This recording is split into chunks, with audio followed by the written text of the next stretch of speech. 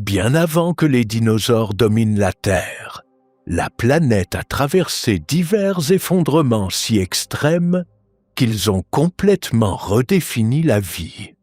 À la fin de la période permienne, il y a environ 250 millions d'années, l'un d'eux s'est produit, l'une des plus grandes extinctions massives connues. Une série de catastrophes naturelles a totalement déstabilisé tous les écosystèmes, chacune se produisant l'une après l'autre comme un effet domino. Plus de 4 espèces sur 5 qui vivaient dans les océans ont disparu, et sur Terre, la majorité des grands vertébrés a complètement disparu. Les systèmes qui avaient mis des millions d'années à se former se sont effondrés en un intervalle relativement court.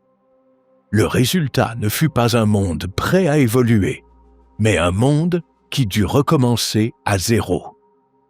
Les prédateurs dominants disparurent, les réseaux alimentaires s'effondrèrent et de nombreuses régions restèrent pratiquement vides.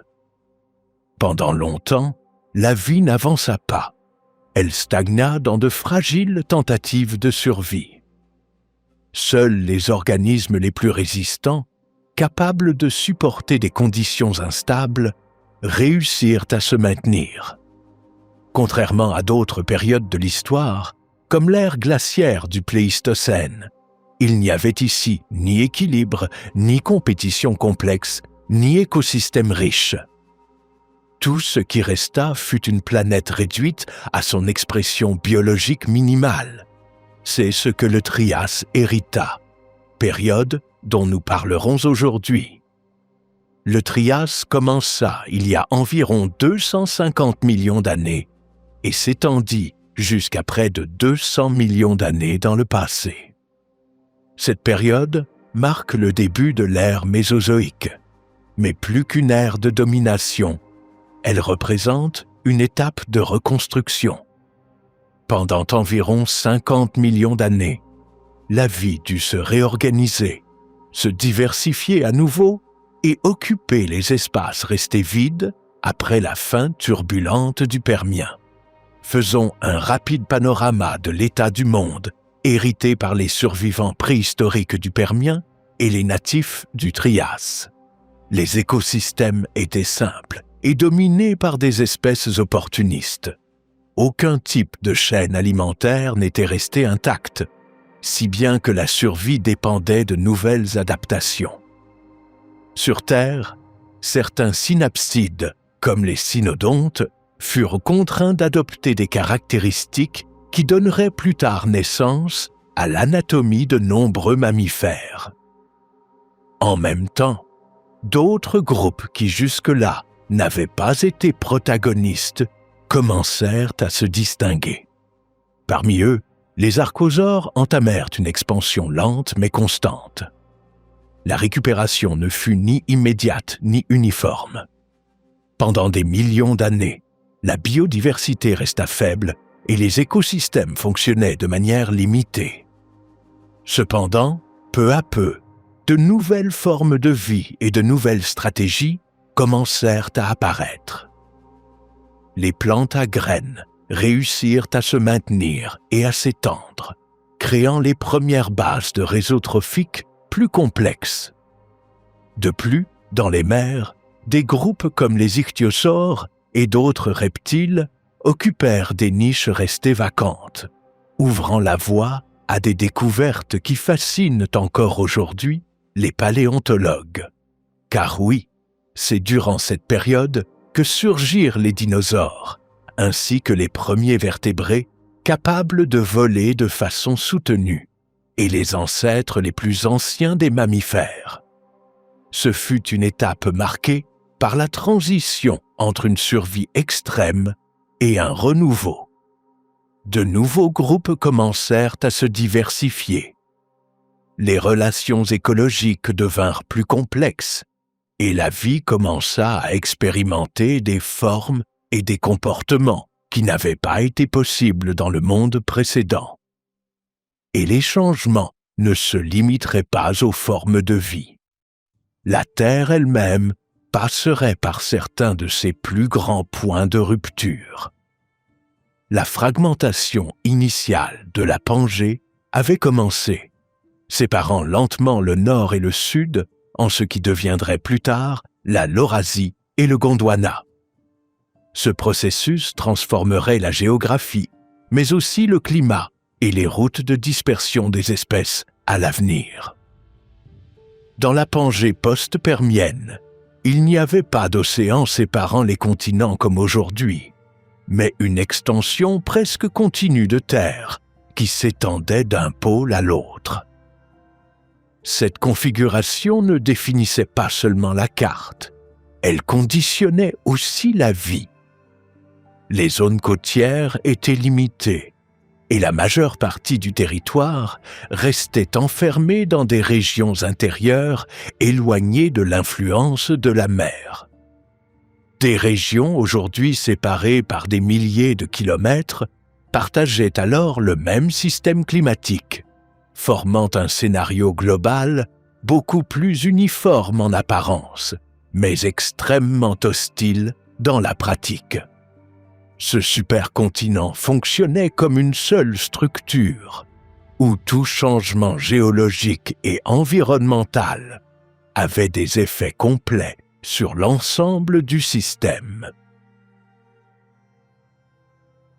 Cela dit, il est facile d'inférer que le climat dominant dans ce monde était loin d'être équilibré.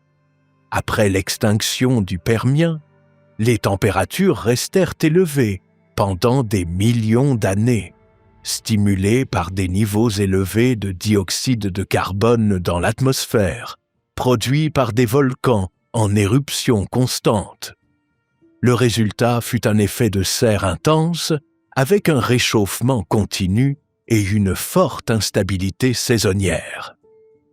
Et contrairement à aujourd'hui, il n'existait pas de calotte polaire pour réguler la chaleur, et de nombreuses régions équatoriales atteignaient des températures difficiles à supporter pour une grande partie de la vie terrestre.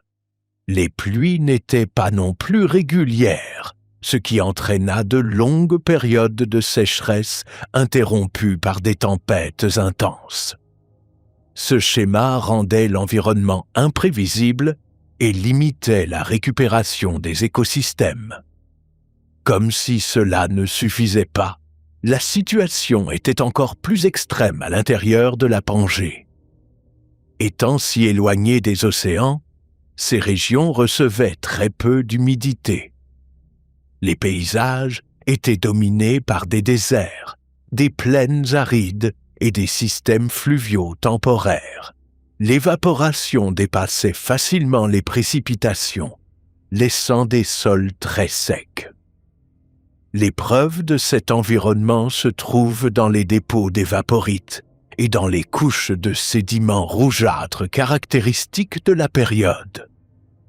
Pour toute forme de vie, survivre dans ces régions intérieures impliquait de s'adapter à une pénurie constante d'eau et à des changements brusques de température entre le jour et la nuit. Les océans n'offraient pas non plus un meilleur refuge. Les écosystèmes marins restèrent profondément altérés pendant des millions d'années après le Permien, souffrant encore de l'extinction massive. L'un des exemples les plus clairs est l'absence presque totale de récifs pendant une longue période, un phénomène connu sous le nom de coral gap ou vide des coraux.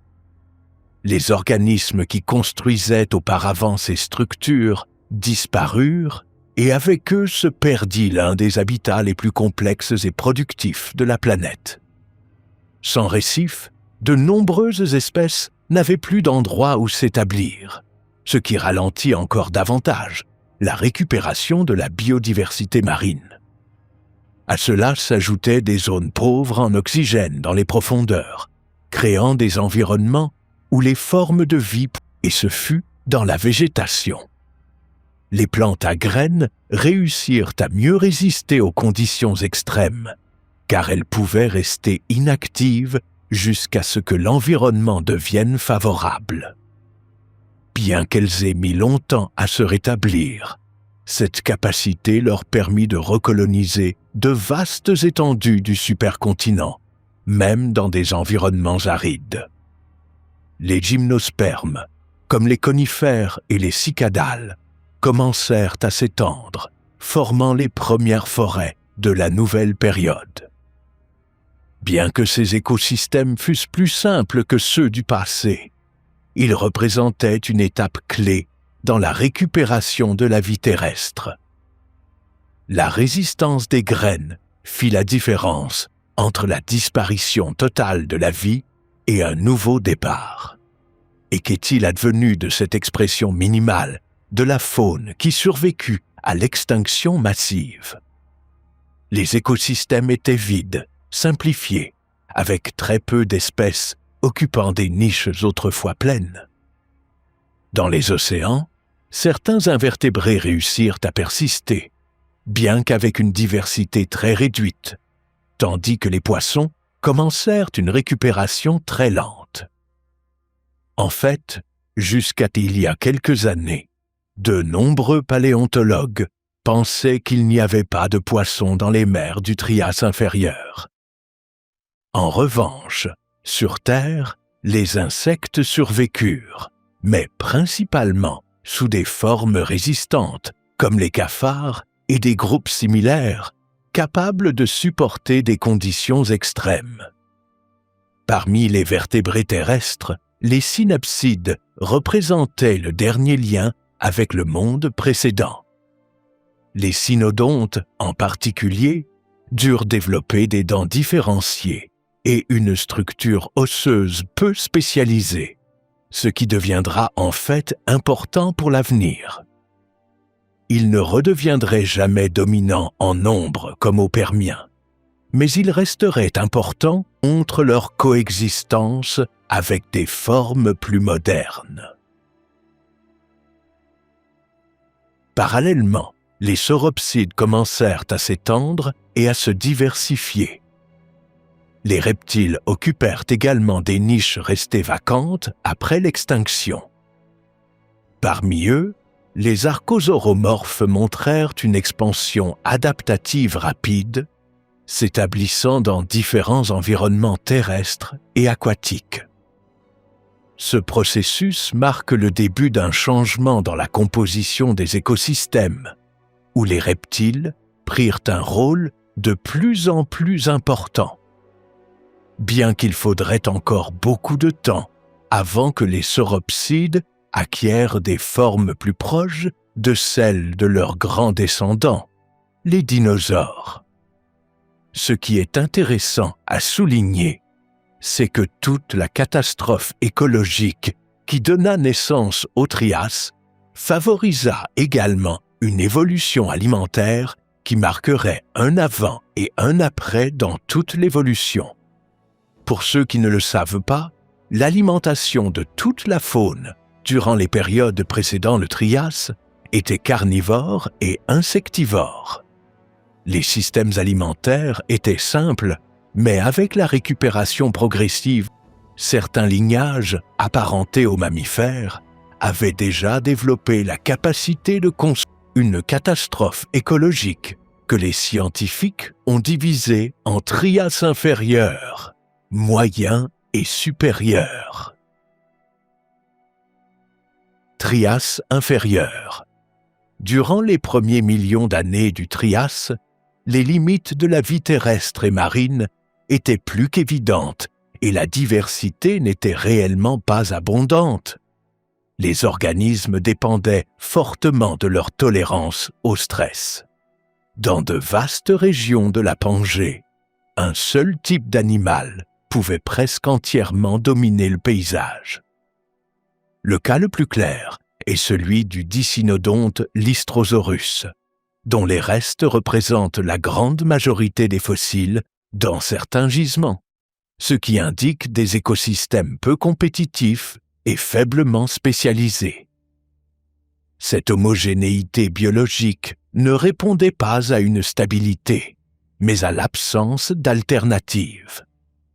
la biodiversité globale se maintenait bien en dessous des niveaux antérieurs à l'extinction précédente, aussi bien sur Terre que dans les océans.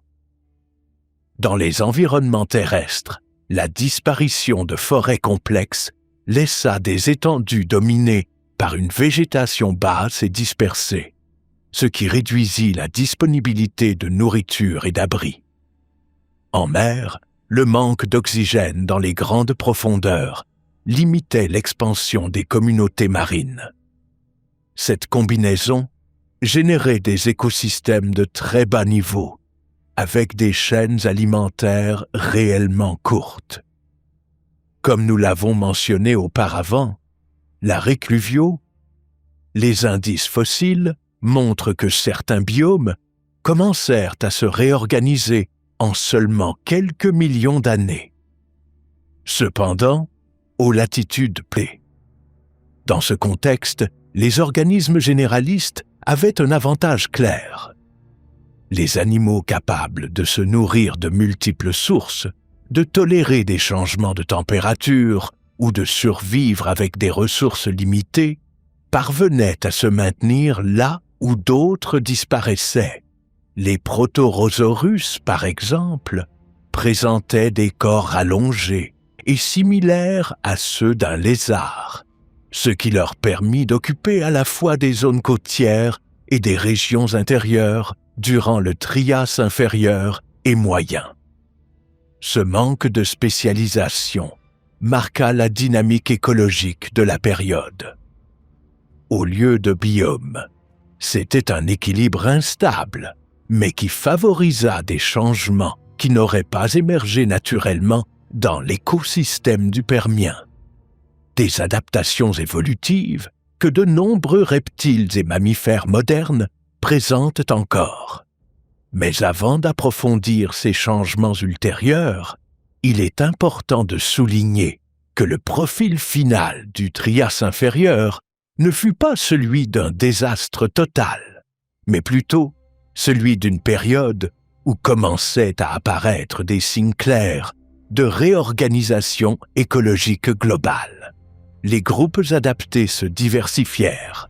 Certains écosystèmes montrèrent une plus grande complexité et les interactions entre espèces devinrent plus variées. Pour mentionner un exemple, dans les océans, certains reptiles marins et mollusques augmentèrent en population, tandis que sur Terre, les premiers archosaures suivaient le même chemin. Ces changements ne représentent pas encore un écosystème pleinement développé, mais ils marquent le début d'une transition vers la stabilité. Ce chemin vers la repopulation et la survie fut stimulé par la pression sélective, ce qui marqua l'origine de traits clés chez les mammifères. Les cynodontes représentent l'un des exemples les plus clairs de cette transition. Chez eux, le crâne commença à se réorganiser avec un os dentaire plus dominant et, avec le temps, une oreille moyenne se structurerait également. En même temps, des preuves indirectes indiquent les premières apparitions d'un revêtement semblable à du pelage et de moustaches chez des formes plus dérivées. C'est le précédent le plus ancien du format des mammifères modernes, mais il s'agit d'une réponse directe à un environnement beaucoup plus implacable. Après tout, la thermorégulation devint un avantage décisif dans ce scénario. Cela impliquait une moindre dépendance aux conditions externes pour rester actif. En pratique, ils pouvaient se déplacer et se nourrir sur des intervalles de temps plus larges que d'autres vertébrés, ce qui leur donnait un avantage dans un ordre écologique nouvellement instauré. Les changements ne se limitèrent pas au crâne ou à la physiologie interne. Le corps commença également à s'adapter à une locomotion plus efficace. Les membres, qui dans des formes plus primitives s'étendaient vers les côtés, commencèrent à se positionner de manière plus verticale, sous le corps. Des exemples comme Diadémodon montrent des proportions osseuses suggérant une plus grande agilité et un meilleur contrôle, quelque chose de très nécessaire face au besoin de se déplacer dans des environnements variables.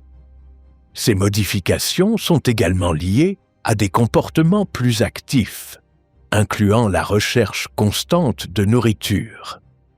En effet, il est important de souligner que, en ce qui concerne l'alimentation, le Trias marque un moment où différentes stratégies commencent à se consolider.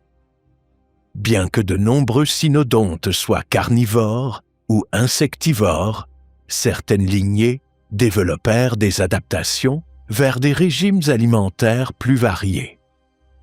La présence de dents différenciées chez ces espèces indiquait qu'elles pouvaient couper, déchirer ou broyer selon le type de nourriture. Le développement de sens plus raffinés, associé à des comportements possibles comme les soins parentaux, indique également une interaction plus élaborée et plus stable avec l'environnement. Les cynodontes ne dépendaient plus uniquement de la résistance aux conditions adverses, mais commençaient à exploiter des opportunités spécifiques dans la nature. Ce processus n'explique pas seulement leur succès initial durant le Trias, mais illustre aussi comment ils réussirent à devenir les bases des premiers mammifères dans les étapes ultérieures. Cynognathus, proto-mammifère. Si nous devions donner un exemple de ces formes intermédiaires, Cynognathus serait probablement le représentant le plus intéressant et intermédiaire entre les reptiles et les mammifères. Son nom signifie « mâchoire de chien » et c'était un prédateur terrestre du Trias inférieur et moyen. Ayant vécu il y a environ 245 à 240 millions d'années. Ce synapside, plus apparenté aux mammifères qu'aux reptiles modernes, atteignait près de 2 mètres de longueur totale, queue comprise, avec un corps robuste pouvant dépasser 100 kg pour les plus grands individus. Sa taille était comparable à celle d'un grand loup sauvage, mais avec une structure corporelle plus solide et primitive. Le crâne, pouvant atteindre 40 cm, concentrant une grande partie de sa puissance, et sa silhouette générale représentait une forme de transition anticipant des traits futurs des prédateurs modernes. Son anatomie révèle une combinaison très nette d'héritage reptilien et d'avancée vers les mammifères. Le crâne possède de grandes ouvertures temporales qui permettaient une morsure efficace pour déchirer la chair. L'os dentaire domine la mâchoire et un processus coronoïde élevé améliore le levier musculaire lors de la préhension. De plus, Cynognathus possède un palais osseux secondaire entièrement développé, facilitant théoriquement la respiration pendant la mastication. Sa dentition est également différenciée, incisive petite pour saisir, canine longue pour perforer et molaire postérieure comprimée, alignée en plusieurs cuspides, fonctionnant comme des lames. Les membres montrent un processus de transition important. Les pattes arrière se placent sous le corps, tandis que les antérieures conservent une posture plus étendue, privilégiant encore la stabilité plus que l'agilité complète. Avec tout cela et les preuves fossiles, il est facile d'observer que ce prédateur agissait comme un proto-chasseur dans son écosystème. Sa dentition spécialisée indique qu'il ne se contentait pas de saisir sa proie, mais pouvait également la traiter, à l'instar des carnivores actuels. Cet hypercarnivore chassait probablement des animaux de taille moyenne, comme les dicynodontes et autres cynodontes, sélectionnant les individus vulnérables dans des environnements ouverts ou proches de rivières. Sa stratégie combinait sans doute une poursuite modérée et des attaques directes, exploitant sa puissance mandibulaire et son contrôle sur la proie une fois capturée. Les analyses isotopiques de ses dents montrent qu'il se nourrissait d'herbivores consommant de la végétation terrestre, confirmant sa position dans les niveaux élevés de la nouvelle chaîne alimentaire qui se formait à la fin du Trias inférieur. Il est important de noter que Sinognathus dépendait principalement de l'environnement terrestre hostile de la Pangée, ce qui réduisait sa compétition directe avec d'autres chasseurs semi-aquatiques et côtiers. Les experts savent qu'il partageait son habitat avec d'autres thérapsides et reptiles, ce qui entraînait une concurrence modérée pour les ressources.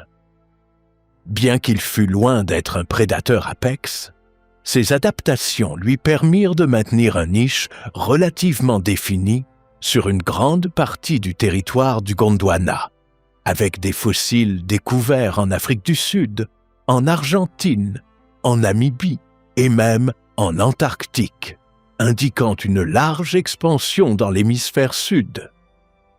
Les preuves scientifiques proviennent principalement du bassin du Karoo en Afrique du Sud, où des crânes et des squelettes relativement complets ont été trouvés. Ces restes permettent de reconstruire à la fois son anatomie et son mode de vie. Les études d'usure dentaire confirment l'utilisation active des dents pour couper la chair, sans traits herbivores, du moins pour cette espèce. De plus, l'histologie osseuse montre une croissance rapide, suggérant un métabolisme élevé, comparé aux reptiles plus primitifs. Son adaptation réussie ne peut malheureusement pas être suivie au-delà du Trias moyen. À cette époque, la compétition s'intensifia considérablement avec l'essor des sauropsides. Cependant, ses capacités phylogénétiques ne disparurent pas complètement. Sa combinaison de mastication, respiration et locomotion améliorée montrait un modèle évolutif suivi plus tard par le reste des mammifères.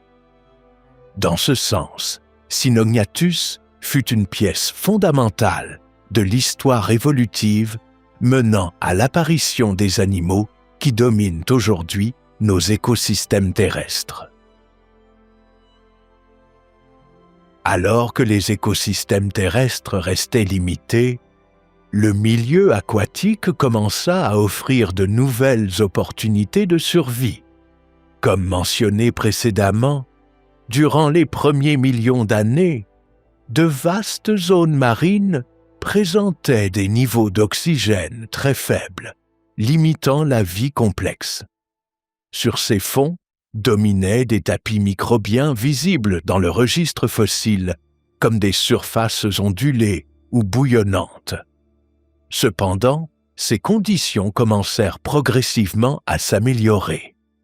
Vers les phases ultérieures du Trias inférieur, apparaissent des preuves d'écosystèmes plus diversifiés, avec des mollusques tels que les ammonites et bivalves s'étendant dans différents habitats. Les poissons osseux et cartilagineux commencèrent également à se diversifier, occupant des niveaux trophiques supérieurs.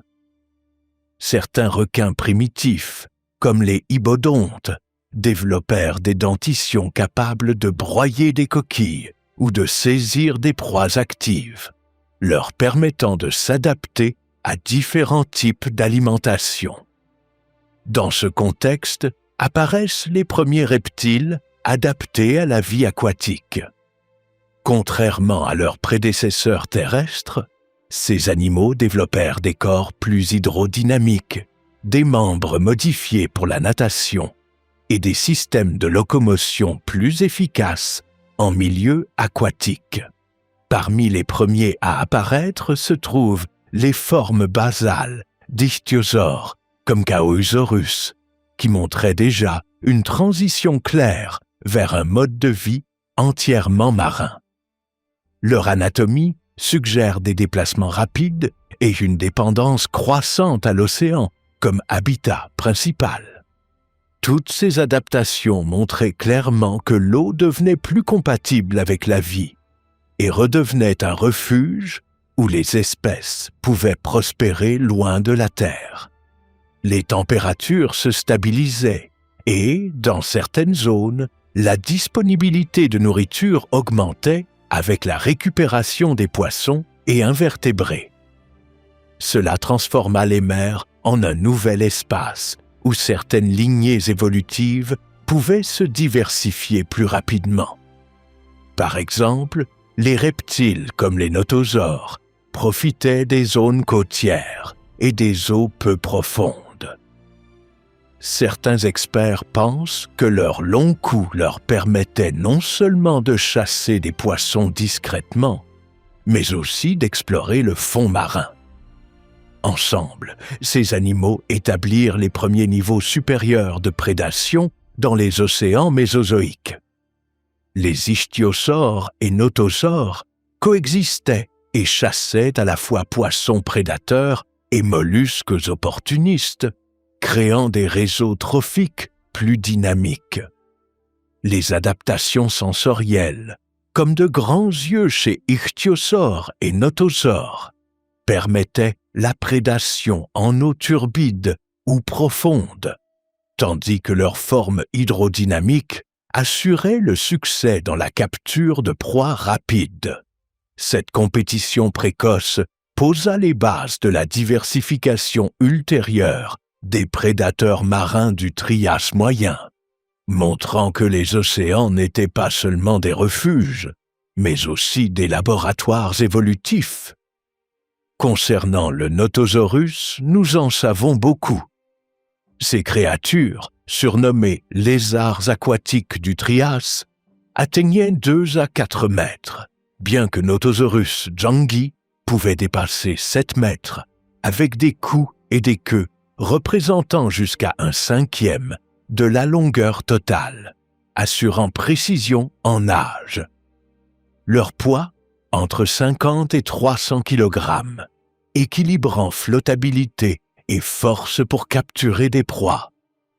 De plus, leur corps allongé et aplati dorso-ventralement offrait une souplesse hydrodynamique que certains prédateurs de morphologie similaire ne pouvaient exploiter pleinement. Fossiles trouvés en Europe, Afrique, Asie et Nouvelle-Zélande confirment une dispersion mondiale précoce et une rapide expansion après l'extinction du Permien. Le tronc des notosaures présentait des côtes épaissies, augmentant la flottabilité et renforçant le corps durant la propulsion aquatique. La longue queue comprimée latéralement générait des ondes ondulatoires propulsant l'animal, tandis que le crâne allongé et plat permettait d'ouvrir rapidement la bouche pour capturer les poissons. Les dents coniques et recourbées, jusqu'à 14 mm, se disposaient en rangées denses, adaptées à saisir des proies glissantes comme poissons et céphalopodes.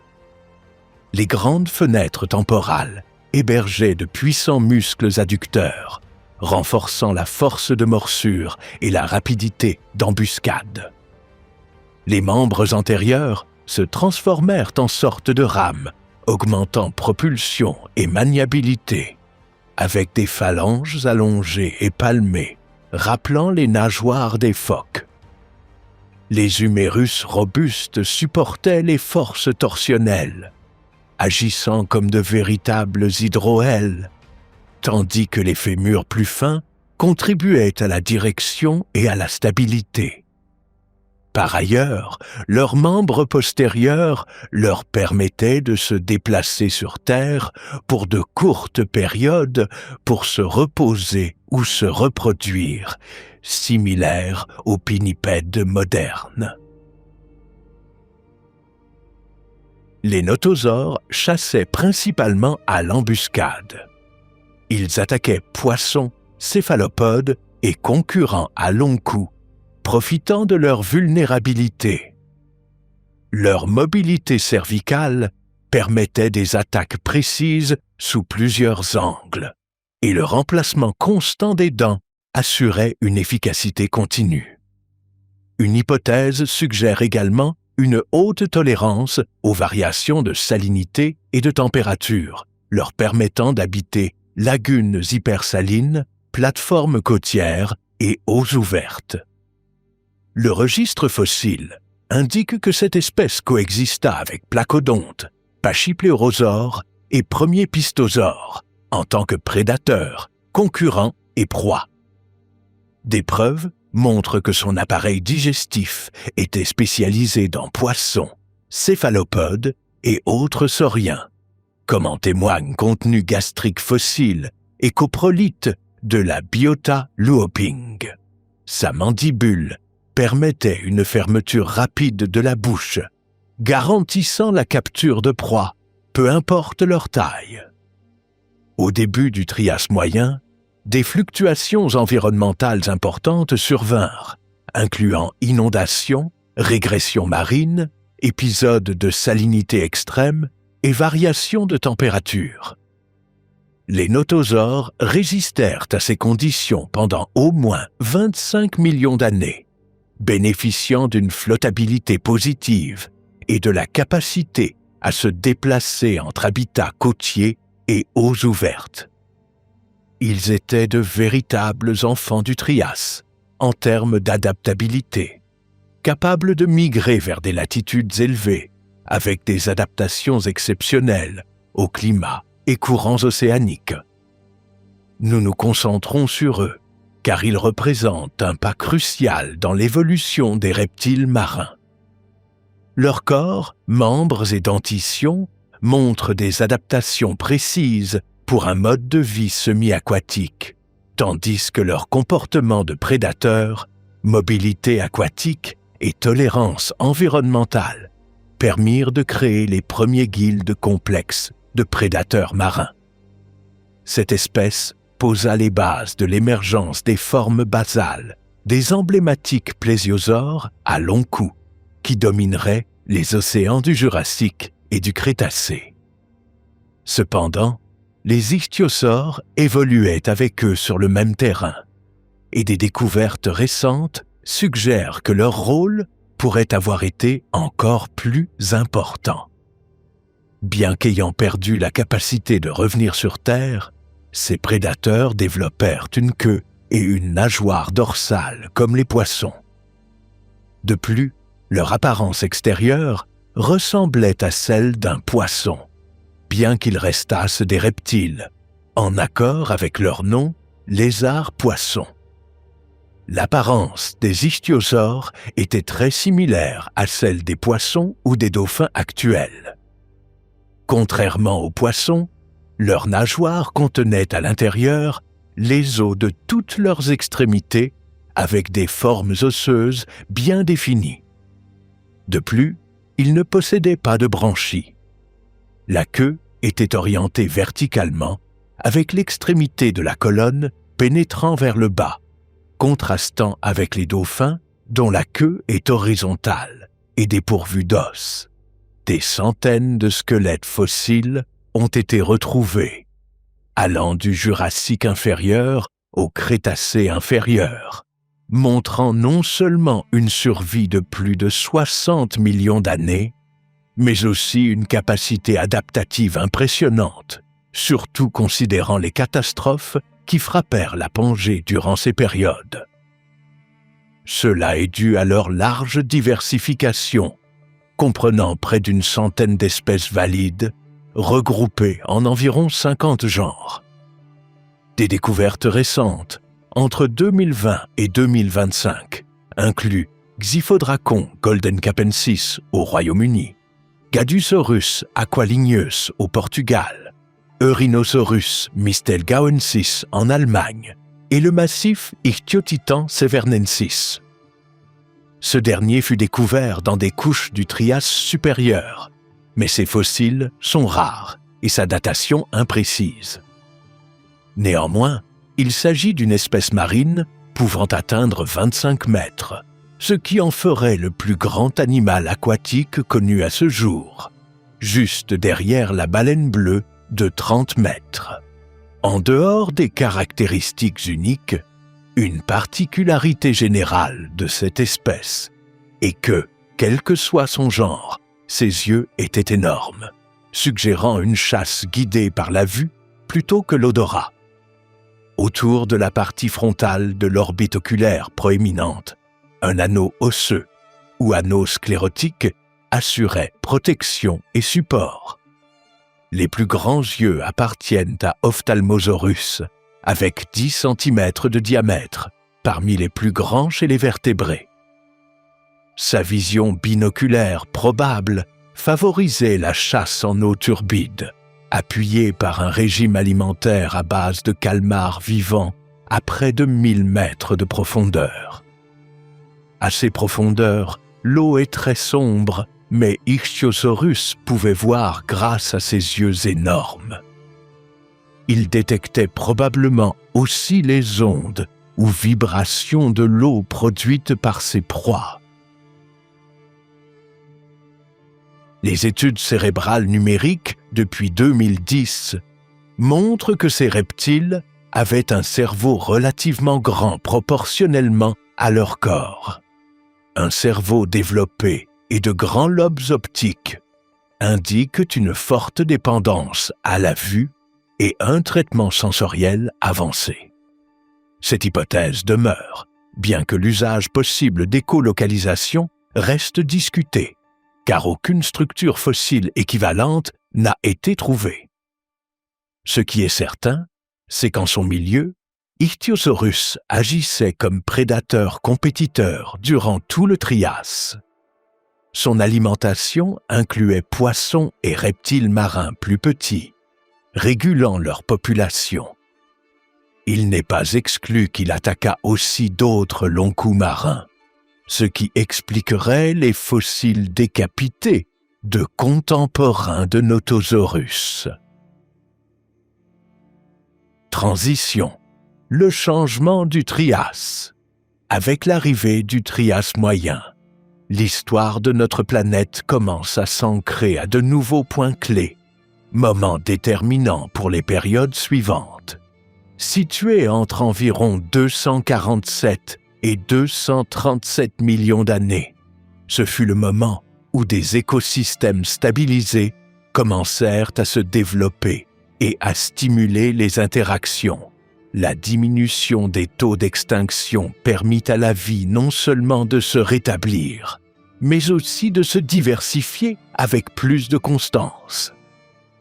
Les organismes commencèrent à occuper des niches mieux définies, et les interactions écologiques, compétition et spécialisation favorisèrent une réorganisation solide. Pendant cette période, la configuration géologique du globe montrait des signes de changement. Le supercontinent Pangée rassemblait presque toutes les terres dans une seule structure continue, s'étendant des hautes latitudes nord aux latitudes sud. Cependant, cet assemblage entraînait l'apparition progressive de vastes régions intérieures avec montagnes et chênes. L'océan Téti commença à s'ouvrir comme une bande marine, séparant partiellement certaines régions et permettant des incursions d'eau vers l'intérieur, élargissant ainsi les biomes habitables. Les bordures du supercontinent restaient actives, avec des zones volcaniques intenses. Cela permit néanmoins la création de nouveaux espaces grâce aux importants dépôts sédimentaires sur les continents. Le climat connut également des fluctuations favorables à la vie. Les régions proches de l'équateur connurent des températures élevées et une forte aridité, enregistrée dans des dépôts minéraux formés par une intense évaporation. Les températures océaniques oscillèrent entre 20 et 25 degrés Celsius, similaires aux mers tropicales actuelles, créant des environnements propices à la récupération de la vie marine, notamment celle des récifs et des formations coralliennes futures formés grâce à l'adaptation de petits micro-organismes. Cette expansion de la biodiversité reflète directement l'établissement d'un nouvel équilibre, visible dans la progression de la flore sur Pangée, remplaçant de nombreux environnements désertiques. Les plantes, dominées par les gymnospermes, s'étendirent et formèrent des paysages plus denses, avec conifères, cicadales et gingos en éléments principaux. Dans les zones plus humides, fougères et prêles prospérèrent, fournissant nourriture et abri aux vertébrés terrestres et amorçant une symbiose naturelle avec la faune. À Monte San Giorgio, on retrouve des fossiles d'insectes associés aux structures reproductrices des cicadales et conifères, témoignant d'une biosynergie absente des périodes précédentes, où la dispersion du pollen dépendait surtout du vent. Les communautés animales, notamment les grands prédateurs, montrent également une transition nette entre le Trias inférieur et le Trias supérieur. Les thérapsides, autrefois dominants, commencent à perdre en diversité, au profit des sauropsides, ce qui favorise l'apparition de petits dinosauromorphes. Bien qu'encore minoritaires, ces derniers montrent déjà des caractéristiques annonçant l'expansion future des dinosaures. Cependant, avant que ces animaux ne puissent pleinement exploiter ce nouveau contexte, une calamité survint, le Carnian pluvial épisode. Entre 234 et 232 millions d'années, la planète connut une phase de pluies intenses, températures élevées et cycles hydrologiques très actifs. Les vastes étendues arides de Pangée reçurent des précipitations constantes, transformant rivières, sols et écosystèmes. Ce changement fut fortement lié à une activité volcanique intense dans l'ouest de l'Amérique du Nord, avec d'énormes émissions de C, O2 et autres gaz à effet de serre. Ces pulsations volcaniques amplifièrent le réchauffement global, entraînant plus d'évaporation et donc des pluies toujours plus abondantes. Le système climatique devint très instable. Imaginez des régions désertiques millénaires frappées par des monsouns incessants, rivières débordantes, sols saturés et érosion accélérée remodelaient le paysage. Les couches rouges typiques du Trias furent remplacées par des sédiments plus sombres, riches en matière organique, preuve directe de ce changement rapide. Bien que l'expansion des zones fluviales et marécageuses ait pu créer de nouveaux habitats, elle mit en crise de nombreuses espèces adaptées à la sécheresse. Les dicynodontes et certains reptiles à sang chaud commencèrent à disparaître ou à se réduire drastiquement. Ce filtre écologique privilégiait les organismes capables de s'adapter à des environnements humides, sans atteindre l'ampleur de l'extinction permienne. L'importance historique de cet épisode réside dans la création d'opportunités pour les premiers dinosaures. La disparition des concurrents et l'expansion de la végétation dans des régions auparavant arides leur permirent de se diversifier rapidement.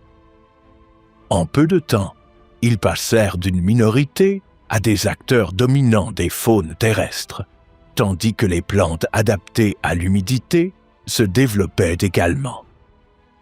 Dans les océans, l'impact fut aussi significatif.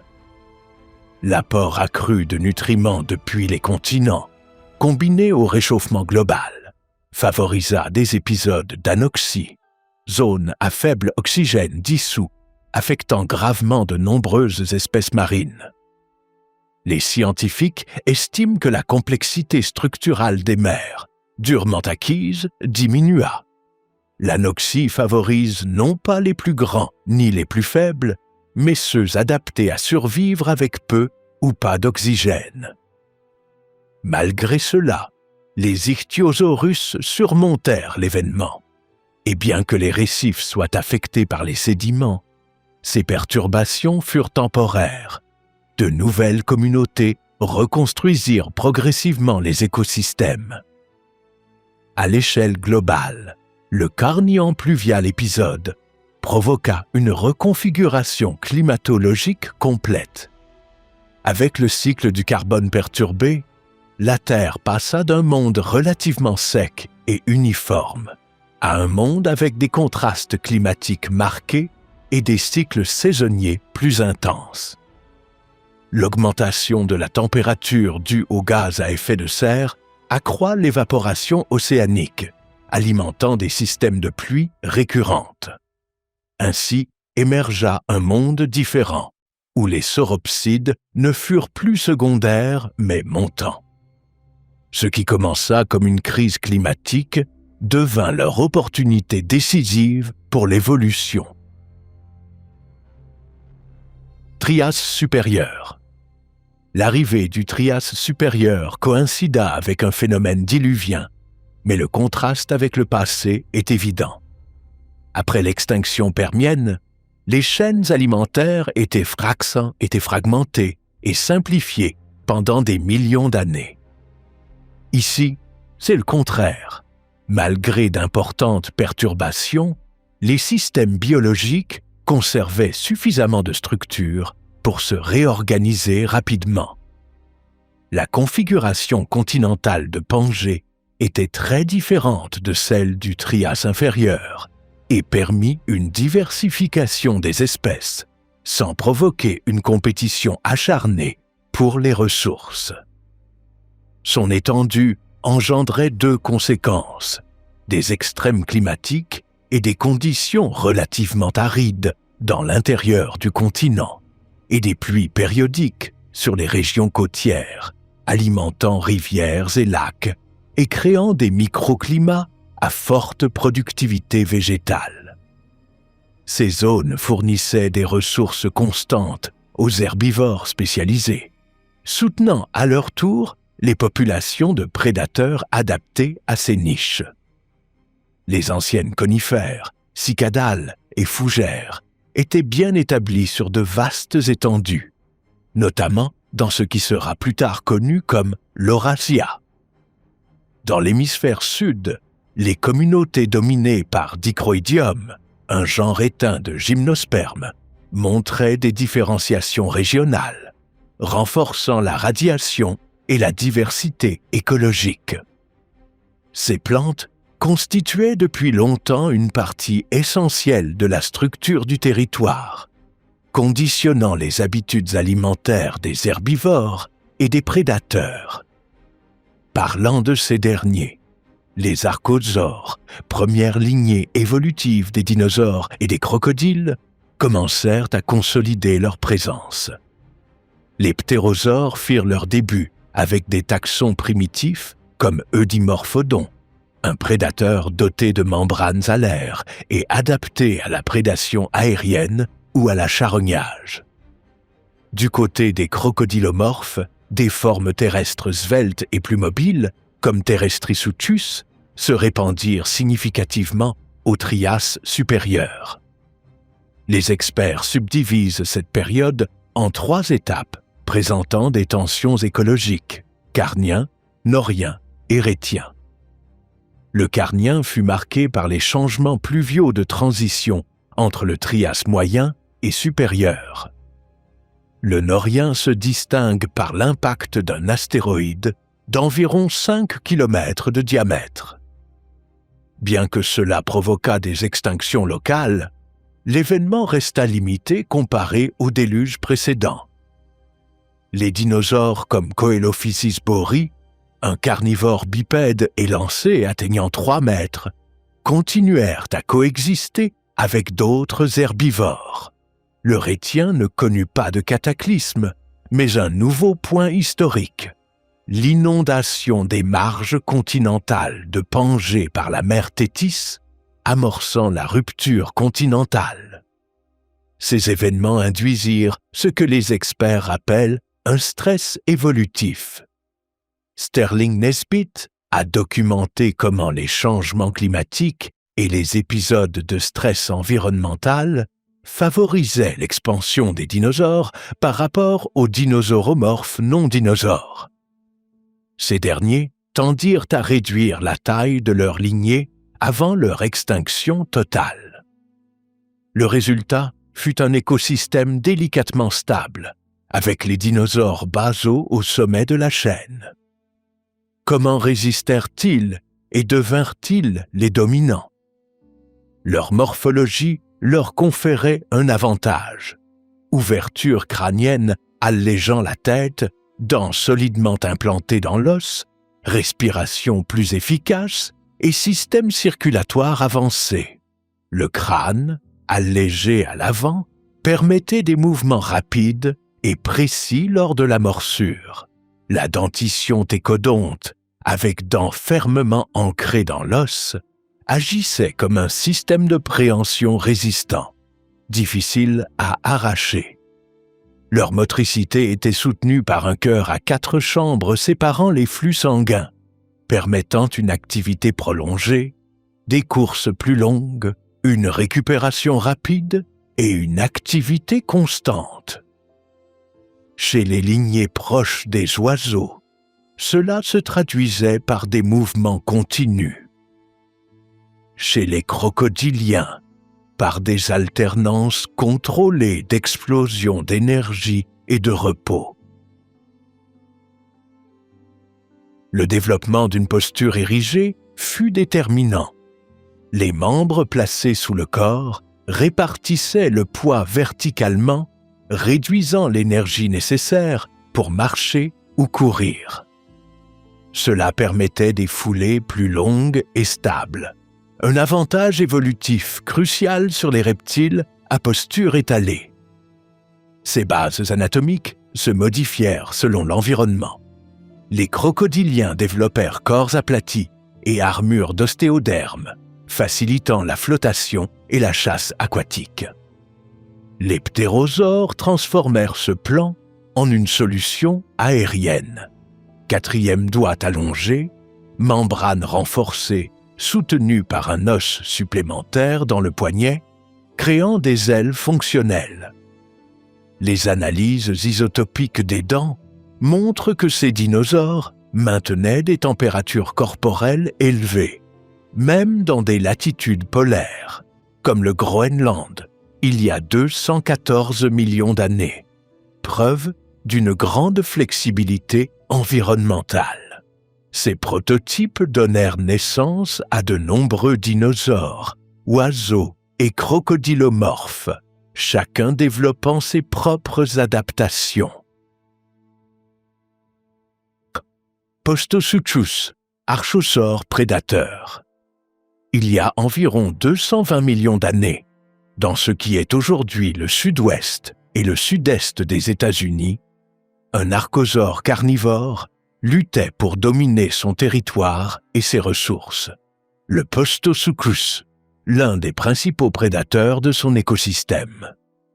Le Postosuchus mesurait entre 4 et 6 mètres, pesait 300 à 400 kg et ressemblait visuellement à un crocodile moderne, mais avec des membres relevés, offrant une posture plus érigée et une locomotion terrestre efficace. Son crâne de plus d'un demi-mètre était conçu pour déchirer la chair. Ses pattes arrière longues et musclées assuraient propulsion et puissance, tandis que les avant-bras plus courts suggéraient une alternance entre locomotion quadrupède et déplacements érigés. Sa silhouette rappelait un mélange de crocodile et de grand félin. Corps allongés et bas du premier, mais relevés par des membres offrant mobilité et présence dominante. Le crâne profond, renforcé, possédait de larges ouvertures allégeant la tête et permettant l'insertion de muscles puissants. Les dents latéralement comprimées et à bords dentelés fonctionnaient comme des lames pour découper les proies. Sa longue queue servait de stabilisateur, protégée par des plaques osseuses sans limiter la mobilité. Son comportement prédateur indiquait des attaques rapides plutôt que des poursuites longues. Il chassait probablement près des rivières ou dans la végétation des plaines inondables. Bien que sa mâchoire surpassât celle des autres dinosauromorphes non dinosaures, il ne broyait pas, mais déchirait la chair. L'environnement était constitué de plaines tropicales, avec rivières, lacs et zones marécageuses saisonnières. La végétation mêlait fougères et conifères primitifs. Le Postosuchus cohabitait avec des herbivores blindés comme Desmatosuchus, de grands dicynodontes comme Placerias et certains des premiers dinosaures comme Coelophysis. Les fossiles montrent peu d'interactions avec d'autres carnivores, qui se concentraient sur de plus petites proies ou chassaient en groupe. Ils partageaient des ressources avec d'autres rawisuchiens et phytosaures semi-aquatiques, chaque espèce occupant une zone spécifique. Les connaissances proviennent de fossiles complets trouvés au Texas et en Caroline du Nord, incluant crânes et squelettes partiels. Les marques de morsure confirment son rôle de prédateur actif, et les analyses modernes l'identifient comme un pseudosuchien, lignée liée au crocodile. Sa disparition correspond à l'extinction de la fin du Trias, qui réorganisa totalement les écosystèmes terrestres. Avec la chute de ces grands archosaures, de nouveaux groupes, notamment des hypercarnivores apparentés aux crocodiles, occupèrent les niches vacantes. Plateosaurus, herbivore primitif. Le Plateosaurus, l'un des premiers sauropodomorphes de grande taille, se déplaçait debout sur ses puissantes pattes arrière, balançant son corps, pouvant atteindre 10 mètres de long et près d'une tonne, avec sa longue queue flexible. Son petit crâne, soutenu par un cou long et souple, était équipé de dents spatulées, adaptées à un régime herbivore capable de découper feuilles et branches de fougères et autres arbres. Des études récentes suggèrent que les jeunes pouvaient compléter leur alimentation avec de petites proies ou de la charogne. Une première expérimentation d'alimentation versatile dans la lignée des grands herbivores. Les premiers fossiles furent découverts en 1834 près de Heroldsberg, Allemagne, et depuis, plus de 100 squelettes ont été retrouvés sur plus de 40 sites, révélant non seulement l'anatomie, mais aussi des indices sur leur croissance rapide et leur vie sociale possible. Anatomiquement, le Plateosaurus combinait des adaptations pour la locomotion bipède avec des membres antérieurs plus courts, destinés davantage à manipuler la végétation qu'à soutenir le corps. Ses proportions, avec un torse relativement étroit et une longue queue servant de contrepoids, lui permettaient d'atteindre des feuilles à différentes hauteurs. La dentition spécialisée et l'articulation mandibulaire, ainsi que l'usure des dents, indiquent une capacité efficace à couper et traiter la végétation fibreuse. À bien des égards, sa constitution rappelle celle d'une girafe moderne. Un long cou pour atteindre la végétation haute, contrastant avec la robustesse du tronc et des membres postérieurs. L'environnement qu'il occupait était dominé par des conifères, gingolls et fougères, avec une végétation riveraine offrant un buffet saisonnier varié. Il cohabitait avec des théropodes primitifs comme Liliensternus, de petits carnivores bipèdes qui pouvaient prédater les juvéniles, ainsi que des Aetosaurus blindés, des rawisuchiens et d'autres crocodilomorphes, occupant des niches complémentaires dans des écosystèmes relativement peu compétitifs pour les grands prédateurs. Grâce à sa taille, le Plateosaurus jouait un rôle clé en tant qu'herbivore dominant, contribuant à la diversification et à l'évolution des sauropodomorphes ultérieurs. Malgré notre comparaison avec les girafes modernes, le Plateosaurus était essentiellement bipède, avec le centre de gravité équilibré sur les membres postérieurs. Les membres antérieurs, bien que robustes, servaient principalement à manipuler les branches et à se défendre contre de petits prédateurs. Sa longue queue flexible et la constitution légère du cou et du crâne complétaient un design efficace combinant équilibre, mobilité et accès à la végétation. De plus, son métabolisme élevé par rapport aux reptiles modernes et la présence de structures rudimentaires comme des sacs aériens suggèrent un mode de vie beaucoup plus actif que celui des autres herbivores. Charovipteryx, reptile planeur. Passant de la terre à l'air, ou plutôt à un point intermédiaire, certains reptiles sauteurs ont évolué pour sauter plus loin avec contrôle et précision, menant au développement de membranes de planeurs, puis éventuellement d'ailes pour le vol soutenu. C'est dans cet interstice que se situe le Charovipteryx. Mesurant à peine 25 cm, ce diapside élancé possédait des membres postérieurs exagérément longs pour planer entre arbres et falaises de la formation madigène, un écosystème lacustre rempli de fougères, conifères et insectes qui constituaient son alimentation principale. Sa morphologie particulière comprenait une tête allongée, de petites dents, un tronc étroit couvert d'écailles et des pattes arrière soutenant un uropatagium triangulaire, une membrane formant un aile delta uniquement maintenue par les jambes. Les membres postérieurs étendaient la membrane pour planer, tandis que les pattes avant courtes servaient probablement de stabilisateurs, ajustant le tangage en vol. Sa longue queue fine, avec environ 40 vertèbres, apportait équilibre et rigidité, complétant l'aérodynamisme. L'ensemble du squelette montre un design extrêmement léger, permettant un glissement contrôlé depuis les hauteurs. Son planeur rappelle les dragons volants actuels, Draco. Mais alors que ces lézards utilisent des membranes soutenues par les côtes, Charovipteryx reposait uniquement sur ses pattes arrière.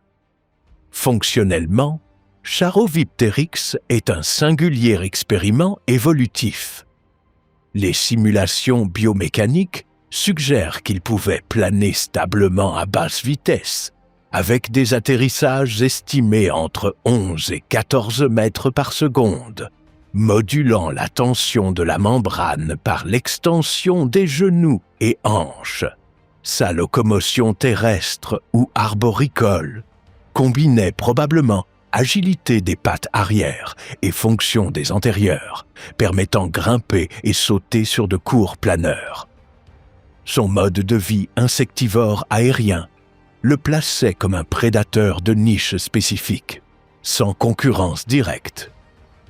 Phylogénétiquement, Charovipteryx appartient aux Protorosauria, un groupe d'archosauromorphes primitifs caractérisé par de longs coups et membres. Bien qu'initialement lié aux ptérosaures pour ses ailes postérieures, des études ultérieures le classent comme un planeur primitif indépendant, un expérimental évolutif sans descendants connus. Tanystrophus, archosaure semi-aquatique. Avec un cou de presque 3 mètres, le Tanystrophus évoluait dans les eaux peu profondes et lagunes côtières, défiant toute attente. Son cou, plus long que son corps et sa queue combinée, permettait de garder la tête immobile tout en explorant la surface ou en chassant des bancs de poissons, s'approchant sans perturber l'eau, comme une héron moderne sur la rive, étendant le cou pour attraper ses proies.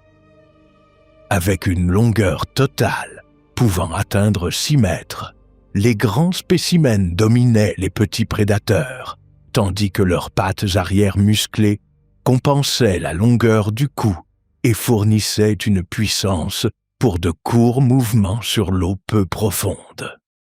Les membres antérieurs, plus courts et robustes, contribuaient peu à la locomotion, mais stabilisaient le corps lors de la chasse. Outre ces 13 vertèbres cervicales, la longue queue comprimée latéralement à la base équilibrait le corps et déplaçait le centre de gravité vers l'arrière. Cela rendait ces mouvements terrestres maladroits, mais facilitait la manipulation du cou. Contrairement aux ichthyosaures, qui nagent en ondulant le corps et la queue, Tanystropheus n'était pas conçu pour une nage continue, mais utilisait des impulsions des pattes arrière, rappelant la propulsion d'une grenouille. Ce parent des plésiosaures était piscivore, mais exposé aux prédateurs concurrents. Les ichthyosaures et plésiosaures pouvaient l'attaquer, mais ce scénario était rare.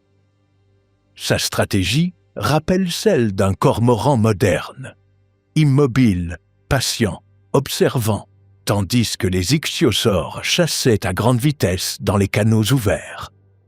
Les fossiles les plus complets proviennent du Monte San Giorgio, à la frontière Italie-Suisse, et des restes plus récents en Chine et au Moyen-Orient, Gondwana, montrant une large distribution côtière et lagunaire.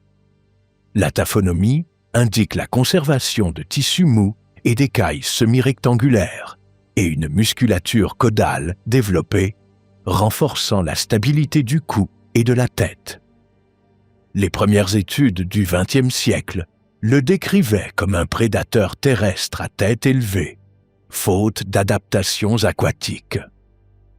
Des recherches ultérieures ont montré que son cou fonctionnait comme un harpon silencieux sous l'eau, capable de rester immobile sur l'eau ou la terre et d'étendre lentement la tête pour capturer des poissons. Un style de chasse comparable à certains reptiles modernes. La fin du Trias, une autre grande extinction. Toutes ces grandes créatures ont coexisté, se sont adaptées et ont évolué pendant plus de 50 millions d'années. Elles ont affronté des scénarios de survie complexes et d'importants changements écologiques. Pourtant, il y a environ 201 millions d'années, le Trias supérieur entrait dans une transition complète vers le Grand Jurassique. Ce changement s'accompagna naturellement d'une nouvelle grande extinction massive. Le catalyseur fut, encore une fois, la récurrente activité volcanique de la province magmatique de l'Atlantique central, mais à une échelle massive, avec des éruptions libérant d'énormes quantités de dioxyde de carbone et de méthane. Dans les années suivant ces émissions, Pangée subit un refroidissement générant des hivers volcaniques temporaires, tandis que les phases ultérieures de réchauffement extrême augmentèrent la température globale de 5 à 8 degrés Celsius, dépassant la tolérance de nombreux organismes. Pour mettre cela en perspective, les crocodiles actuels, descendants vivants des pseudosuchiens du Trias, ne peuvent survivre dans des eaux inférieures à 15 degrés Celsius sur des périodes prolongées. Les animaux modernes de grande taille, comme les iguanes, varans ou tortues aquatiques, ne tolèrent pas non plus des baisses prolongées de plusieurs degrés en dessous de leur plage optimale. L'hypothermie et la perte de mobilité seraient immédiates. Les archosaures du Trias, nombreux et de grande taille, avec un métabolisme actif, ont donc fait face à des conditions dépassant largement les limites de ces reptiles modernes, avec des variations de température soudaines de dizaines de degrés sur des échelles de temps géologiquement courtes. À cela s'ajoutèrent des pluies acides et des périodes océaniques anoxiques provoquant l'effondrement des communautés marines de coraux, bivalves et conodontes qui avaient survécu aux extinctions précédentes. En revanche, les dinosaures, encore au début de leur diversification, montrèrent une résilience remarquable. Les petits théropodes et sauropodomorphes, moins spécialisés et avec des habitudes flexibles, purent survivre à cette volatilité environnementale. Leur physiologie, posture dressée, métabolisme efficace, ainsi que leur capacité à exploiter diverses ressources végétales et proies, leur permit de résister à l'effondrement de leurs concurrents. La reprise post-extinction refléta cette transition. Seulement 24% des espèces du Trias survécurent. Les premières communautés terrestres furent dominées par des fougères résistantes et généralistes, tandis que les dinosaures, avec moins de prédateurs naturels et plus de ressources, commencèrent à se diversifier et à augmenter en taille. Les écosystèmes marins, en revanche, mirent de nouveau des millions d'années à retrouver leur complexité. En résumé, la fin du Trias fut un épisode de destruction sélective. Les gigantesques archosaures ayant défini le paysage du supercontinent disparurent, mais leurs parents dinosauromorphes mieux adaptés survécurent, prêts pour un nouveau chapitre de domination. Les dinosaures posèrent ainsi les bases du Mésozoïque classique. L'histoire du Trias semble s'achever de manière dramatique, à l'instar du Permien, mais ce fut une étape nécessaire. L'activité magmatique étendit les côtes et annonça l'élargissement des fonds océaniques, approfondissant la fracture continentale. De plus, les survivants préhistoriques atteignirent rapidement leur configuration définitive en tant que prédateurs et proies dans le nouveau monde jurassique, la couveuse des dinosaures géants.